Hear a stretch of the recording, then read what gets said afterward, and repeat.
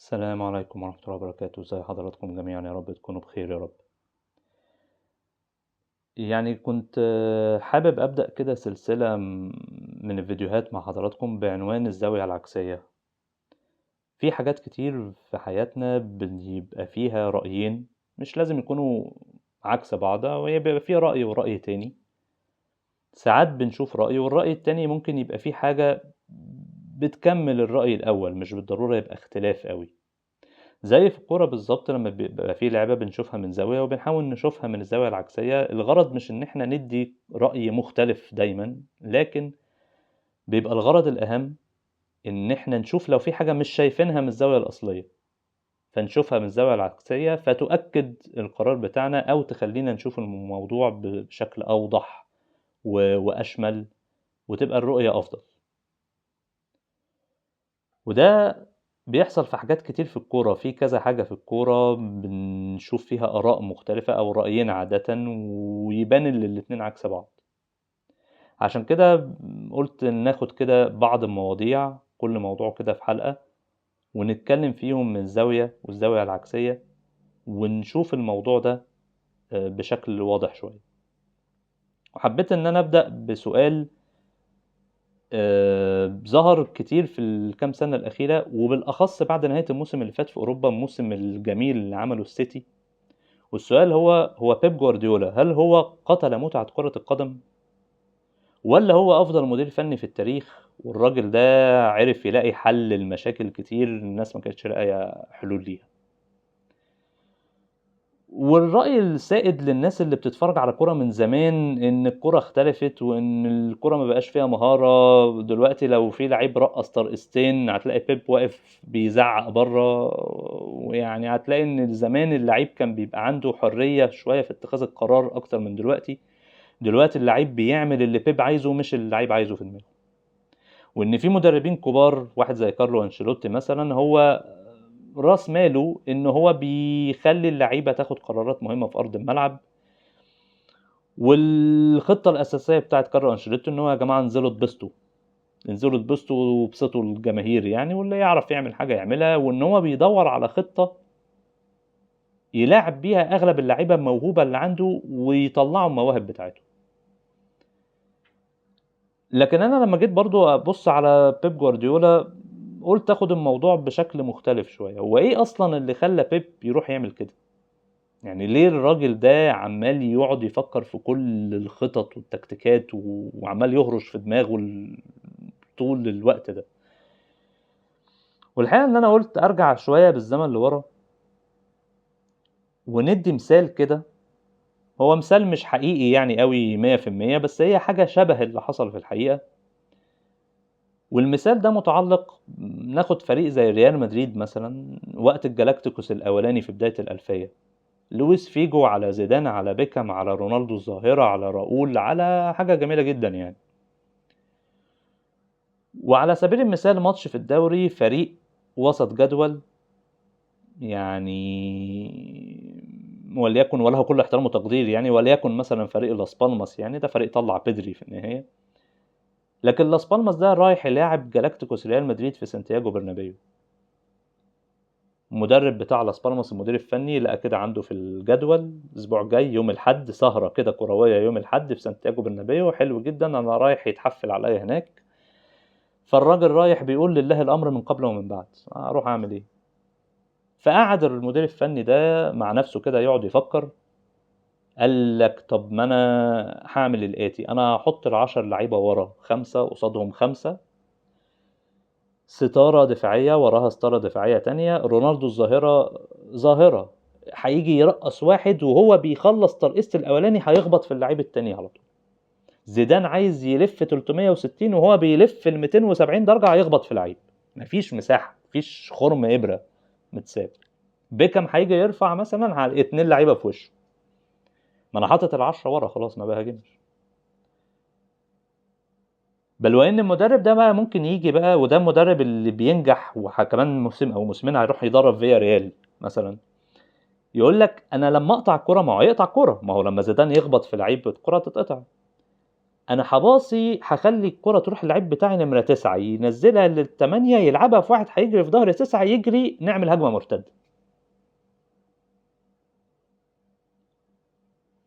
وهيروح سانتياغو برنابيو وهيلعب بالطريقه دي.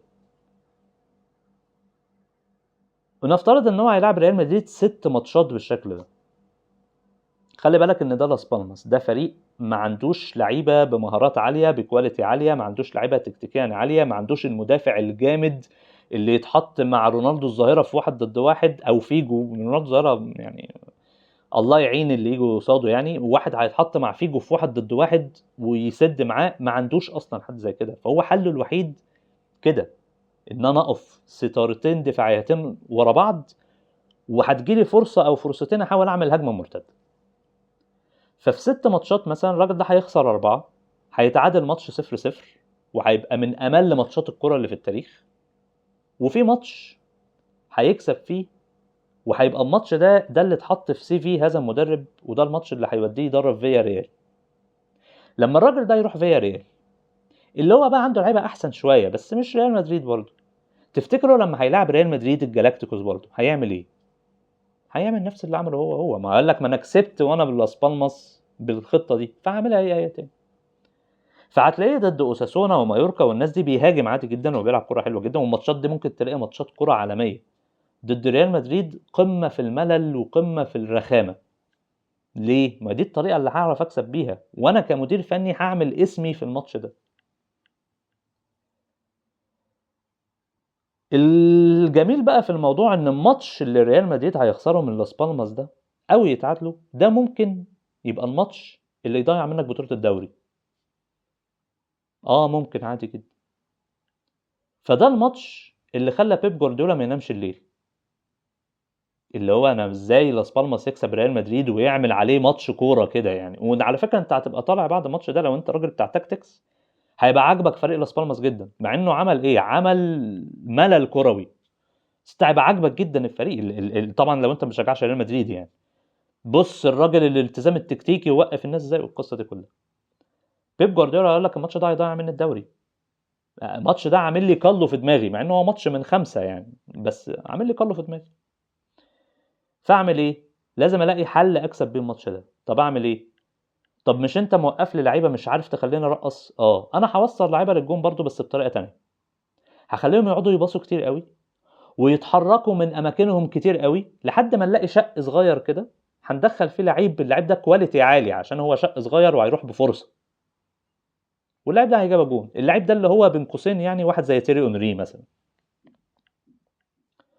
ولما اجيب فيك جون القرار قرارك بقى يا معلم. عايز تفضل قاعد ورا اقعد، وانا هقعد اتباصي وادور على شق تاني والكره في رجلي فمش محتاج ادافع اصلا. والهجمه هجمتين المرتده اللي انت بتعملهم هشوف لي حل بقى، هشوف لي لعيب نمره 6 بقى جامد يغطي على المساكين، على قصدي الباكين بقى اليمين والشمال، مساك سريع يعني فحت بقى فيمشي بقى يجيب اللعيب السريع اللي هيجري. هنحلها. ولو قررت تطلع تهاجم حبيبي هو ده اللي احنا عايزينه، بس انت طلعت ما بقاش فيه الستارتين الدفاعيتين اللي ورا. والحقيقه ان بيب نجح في ده نجاح باهر. بس علشان بيب ينفذ ده كان لازم يبقى فيه شروط. الشرط الاول اللي لازم تيري اونري اللي يروح على الجون. يعني ايه؟ يعني لعيب كواليتي عالي. يعني انت محتاج تصرف، محتاج تجيب لعيبه كواليتي عاليه تنفذ لك اللي انت عايزه، اللي انت عايزه صعب. انت عايز تلاقي خرم ابره وسط دفاع متكتل. الحاجة التانية ودي الأهم ودي اللي في النهاية بقى خلت الناس تقول إن بيب قتل الكورة، إنك لما تقول للعيب سيب مكانك وروح في المكان ده لازم ينفذ اللي أنت بتقوله عشان المكان ده يفضى، فالمدافع يروح وراك، فالمكان ده يفضى فيروح في لعيب تاني فيروح الجون. لكن لو طلع لاعب بدماغه الناصحة وقال لك باشا أنا مش هعمل الراجل ده بيقول عليه، انا ليه اسيب، انا مهاجم ليه انزل العب فولس ناين؟ يعني لو ميسي قرر ان هو قال لك يا باشا انا ليه انزل فولس ناين وكده، انا واقف في ال 18 هاتولي الكوره. بس هو مش ميسي اللي هيقول كده، اللي هيقول كده ممكن زلاتان ابراهيموفيتش. وده ممكن يكون اللي حصل. زلاتان ابراهيموفيتش ليه هيقول لك باشا انا انزل وفولس ناين واباصي للوينج في ظهر المدافعين؟ ايه الهبل ده؟ انا عايز الكوره جوه ال 18 اجيبها جون. اللي حصل ده هو شيء اسمه عدم التزام تكتيكي. انت ما التزمتش تكتيكيا باللي المدير الفني بيقوله. فهيحصل ايه؟ مش هيعرف بيب جوارديولا يجيب الخرم الابره، فمش هيعرف يجيب جون، فهيخسر الماتش. ولذلك لو جيت سالت بيب جوارديولا تاخد لعيب مهارته 10 من 10 والتزامه التكتيكي 5 من 10، ولا تاخد لعيب مهارته 7 8 من 10 بس التزامه التكتيكي 10 من 10؟ هيقول لك هاخد الالتزام التكتيكي 10 من 10. طب ده الكواليتي، ده المهاره، ده الترقيص، ده الكعوب، هو مش هيكسبني. التاني هو اللي هيكسبني، بس لازم يبقى لعيب كواليتي كويس برضو عشان لما تجيله فرصه قصاد الجون يجيبها. ومن هنا بدأت فكرة انه ما ترقصش، لانك لو رقصت هتخبط في مدافع تاني يقطع منك الكورة. لا، اجري من غير الكورة لوحدك، وخد المدافعين معاك بقى، خدهم معاك كده، خدهم ايه، يروحوا يشربوا شاي عشان نفضي الوينج بقى. بيدرو بقى بلاش تيري ونري بقى زي كل مرة ويروح. على فكرة في جون، الجون اللي جابه بيدرو في فاينل تشامبيونز ليج 2011، هو ميسي فين في الهجمة تقريبا لو انا فاكر صح، اللي مباص الكورة كان تشافي، احتمال يبقى ميسي يعني. بس هو الفكرة كلها ايه؟ انك وديت بيدرو بانفراد على الجون. ليه؟ لعيبه اتحركت بدون كوره، خدت لعيبه تانية، باصت، عمل اللعيب اللي بصل بيدرو ما فكرش ان هو يقعد يرقص لحد ما يوصل للجون، لا، عمل الباص في التوقيت الصح وبيدرو راح جاب جون وكسبت انت الماتش ده. وعلى فكره وقت ما بيب جوارديولا كان بيعمل ده ببرشلونه الناس كانت مبسوطه، ما كان حدش كان بيقول لك ان بيب قتل كره القدم ولا متعه ولا اي حاجه خالص، الناس كانت مبسوطه ساعتها. بس اللي حصل ان بقى ده يعني مش بقى شيء عادي، بس بقينا بنشوفه كتير، فبدأت الناس تزهق. فين بقى اللعب بتاع زمان وحاجة زمان؟ لكن أول ما طلع الناس كانت مبسوطة جدا. ومن هنا نروح لفكرة إنه في النهاية بيب جوارديولا ده هو مدرب واحد، هو مدير فني واحد بس، هو عدد واحد إنسان. النهارده ناس كتير جدا بتعمل نفس اللي بيب جوارديولا بيعمله، زي ارتيتا مثلا، ويقول لك بيب جوارديولا مسؤول بقى عن اللي احنا بنشوفه في التاكتكس وكل الكلام. طب هو معلش يعني، هو الناس بتقلده ليه؟ يعني هو في النهايه بيب جوارديولا هو دايما بيدرب فريق واحد بس. يعني النهارده بيب بيدرب مان سيتي، ليه لما ارسنال يلعب ليفربول احس ان انا بشوف بيب جوارديولا في ارض الملعب؟ هو ماله؟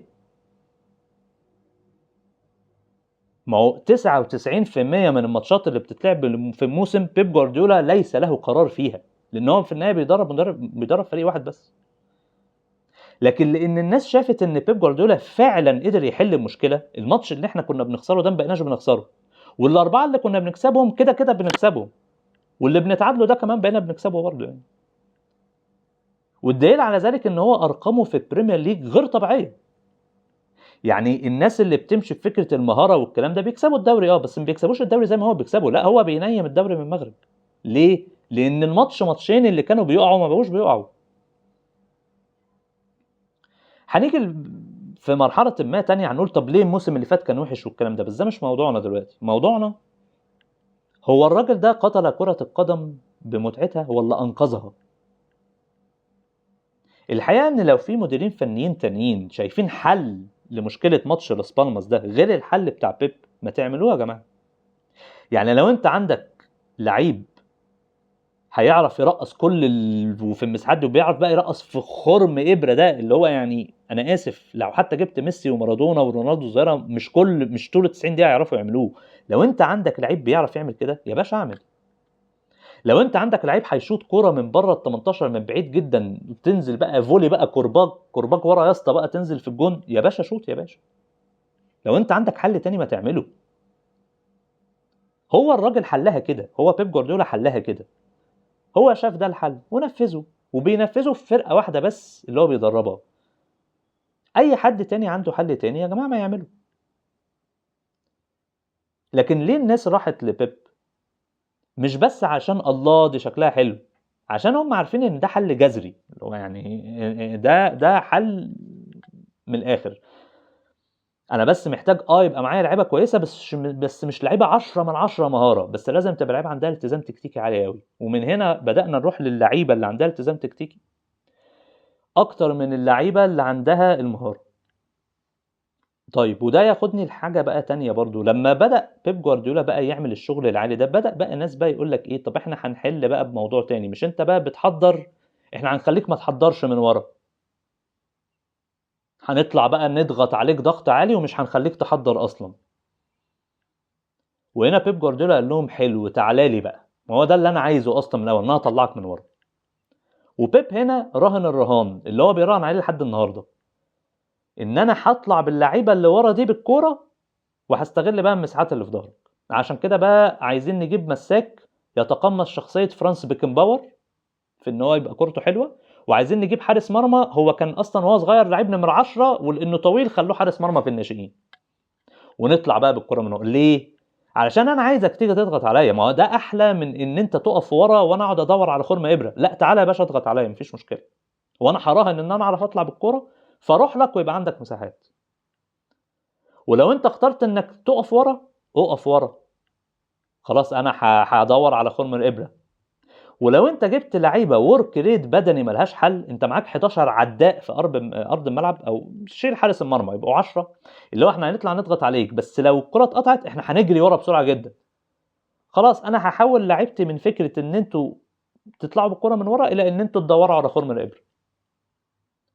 والحقيقه اللي انا اكتشفتها في بيب جوارديولا، في كده دايما بيتقال ان انت حافظ مش فاهم. بيب العكس، بيب فاهم مش حافظ. ليه بقى؟ بيب بيدور على الطرق السهله للذهاب للجون.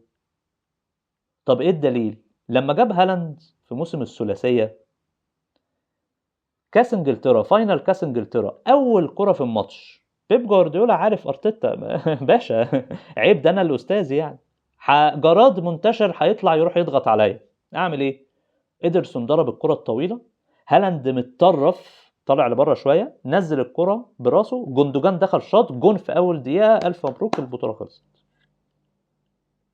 ايه ده؟ بيب جوارديولا بيلعب كره طويله؟ لانه فاهم هو انا ليه عمال اعمل تيكي تاكا عشان اوصل. طب ما لو في طريقه سهله اوصل بيها ما اوصل. بس انت مش هتسمح لهالاند كل ماتش ان هو ينزل الكره الطويله على الارض، عشان كده هيضطر يلعب تيكي تاكا.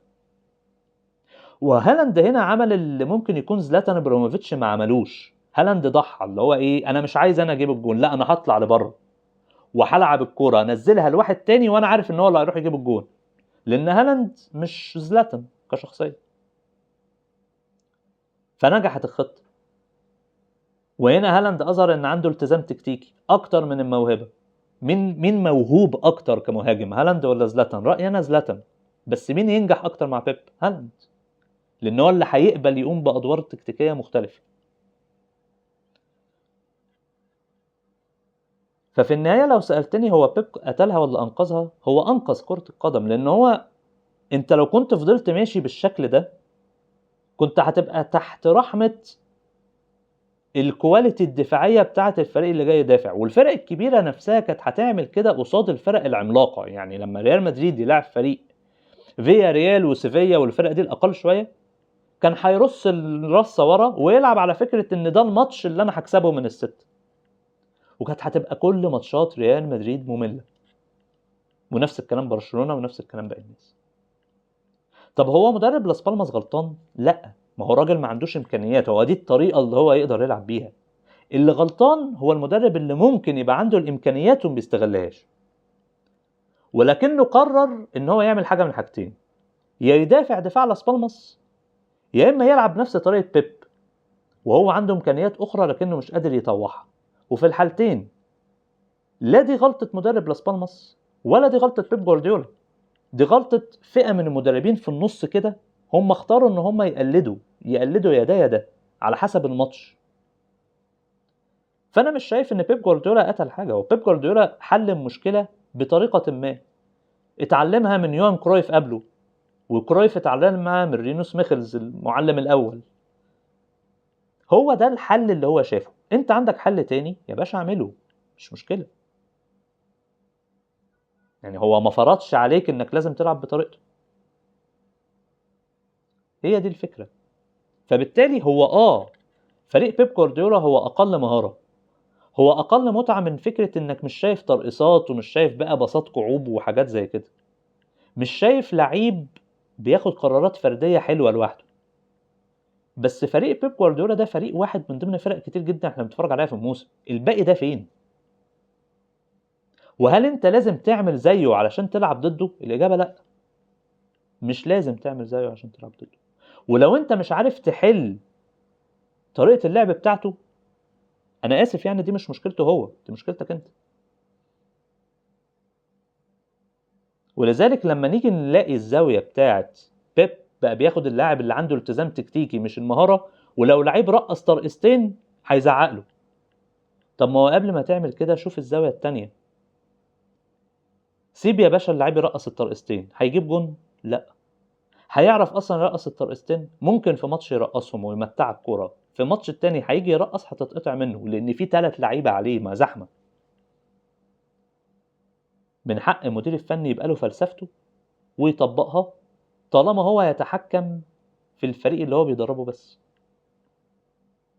ومن حق اي مدير فني تاني ان هو يطبق فلسفته. عشان كده انشيلوتي لحد دلوقتي بيدرب، هانس فليك بيدرب، والعالم دي انت شايف ان هي بتقدم لنا كرة حلوة وجميلة وممتعة، وبيب بيدرب برضه.